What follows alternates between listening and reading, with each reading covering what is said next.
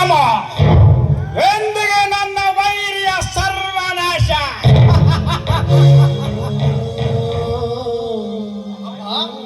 ಏನಪ್ಪ ಇದು ನಿಮ್ಮ ದುಸ್ಥಿತಿ?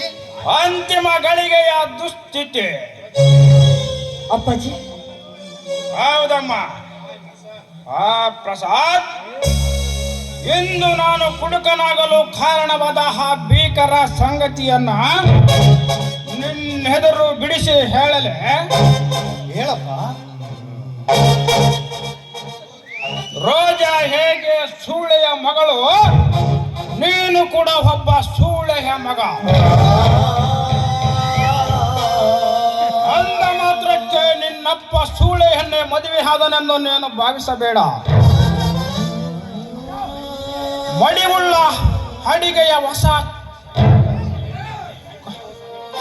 ಹೊಸ ಗಡಿಗೆಯನ್ನೇ ನಾನು ಪಡೆದಿದ್ದೆ. ಮೊದಲು ಅವಳು ಗರಿತಿಯಾಗಿಯೇ ಇದ್ದಳು. ಬರುತ್ತಾ ಗರಿತಿತ್ವವನ್ನ ಮರೆತು ಸೂಳೆಯಾಗಿ ಬಿಟ್ಟಳು. ಅಪ್ಪ, ಏನ್ ಹೇಳ್ತಾ ಇದೀಯಪ್ಪ? ಸತ್ಯವನ್ನೇ ಹೇಳ್ತಾ ಇದ್ದೀನಿ ಪ್ರಸಾದ್.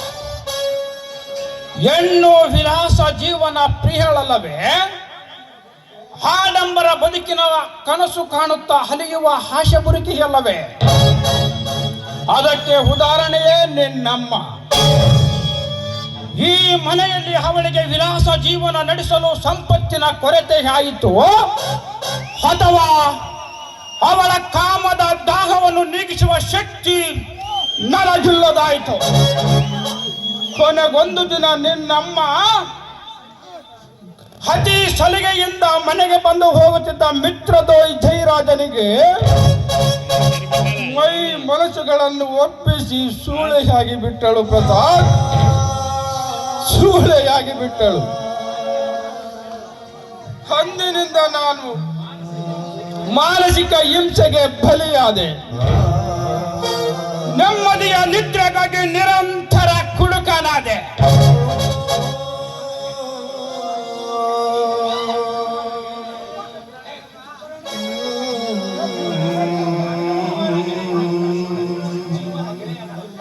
ಜೀವದ ಗೆಳೆಯನಾಗಿದ್ದ ನನ್ನ ಜಮೀನ್ದಾರ್ ಜಯರಾಜನಿಗೆ ಬದ್ಧ ವೈರಿಯಾದೆ.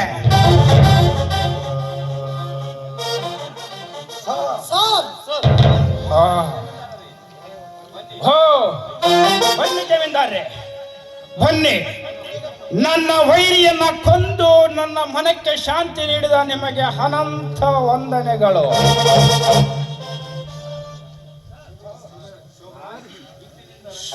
ಶೋಭರಾಜ್, ಇಂದಿನಿಂದ ರಶ್ಮಿ ನಿನ್ನ ಮುದ್ದು ಮಡದಿ.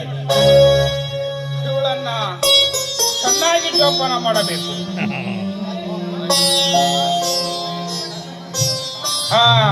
ಮೋಹನ್, ಕಸ ಗುಡಿಸಿ ಕಾಲೇಜಿನಲ್ಲಿ ಚಪರೇಸಿಯಾದೆ.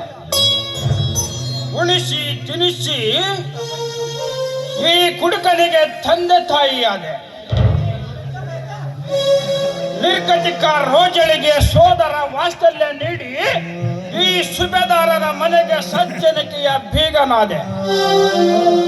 ನಿನಗೆ ಅನಂತ ಅನಂತ ವಂದನೆಗಳು. ಗುರುಗಳೇ, ನಿಮ್ಮ ನಿಸ್ವಾರ್ಥ ಸೇವೆಗೆ, ಅವಿಶ್ರಾಂತಿ ದುಡಿಮೆಗೆ ಕಾಣಿಕೆ ಕೊಡಲು ನನ್ನಲ್ಲಿ ಏನೂ ಇಲ್ಲ. ನನ್ನ ಭಕ್ತಿಯ ನಮನವೊಂದೇ ತಮಗರ್ಪಿಸುವ ಗುರು ಕಾಣಿಕೆ. ಅಮ್ಮ ರೋಜಾ, ಗರತಿಯ ಗರ್ಭದಲ್ಲಿ ಜನಿಸಿದ ನನ್ನ ಹೆಂಡತಿಯ ಗರತಿ ಆಗಲಿಲ್ಲವೆಂದಾಗ ಸೂಳೆಯ ಮಗಳೇನು ಗರತಿ ಆಗಬಲ್ಲಳೆಂದು ಬಿರು ನುಡಿಗಳಿಂದ ನಿನ್ನ ಮನಸ್ಸು ನೋಯಿಸಿಬಿಟ್ಟೆ. ನನ್ನನ್ನ ಕ್ಷಮಿಸಿಬಿಡು ತಾಯಿ.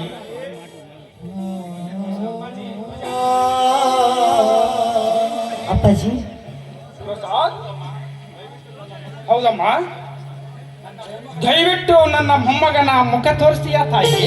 ಆಯ್ತು ಅಪ್ಪಾಜಿ, ಈಗ ಕರ್ಕೊಂಡ್ಬರ್ತೀನಿ.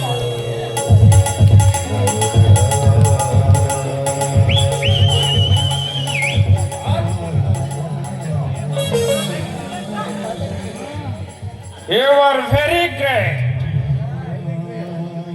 ಸೂಳೆಯ ಮಗಳೆಂದರೆ ಕೀಳಾಗಿ ಕಾಣುವ ನನ್ನಂತ ಕಡು ಮೂರ್ಖನಿಗೆ ನೀನು ಉತ್ತರವಾದರೆ, ರೋಜಾ ಸಚ್ಚಾರಿತ್ರ್ಯ ಬದುಕಿನಿಂದ ಇಡೀ ಸಮಾಜಕ್ಕೆ ಖರಚಿಯಾಗಿ ಬಿಟ್ಟಳು.